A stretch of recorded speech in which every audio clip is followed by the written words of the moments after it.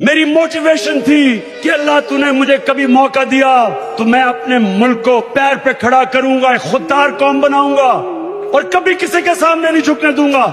400 drone attack کیے، ایک مدرسے کے اوپر ڈرون اٹیک کر کے 60 بچوں کو مار دیا اور یہاں چوہے بیٹھے ہوئے تھے۔ نواز شریف اور آصف زرداری، ان کے منہ سے چو نہیں نکلتی تھی۔ یہ ڈیفنس منسٹر، فورن منسٹر یہ کہہ رہا ہے کہ امریکہ نے ہمیں وینٹیلیٹر پہ رکھا ہوا ہے، جب چاہے وہ کھینچ دے اور ہم مر جائیں گے۔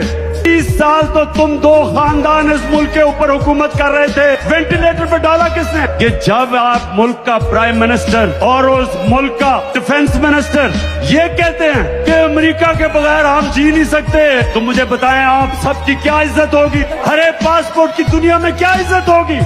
میں امریکہ سے دوستی چاہتا ہوں لیکن پاکستانیوں میں غلامی نہیں چاہتا۔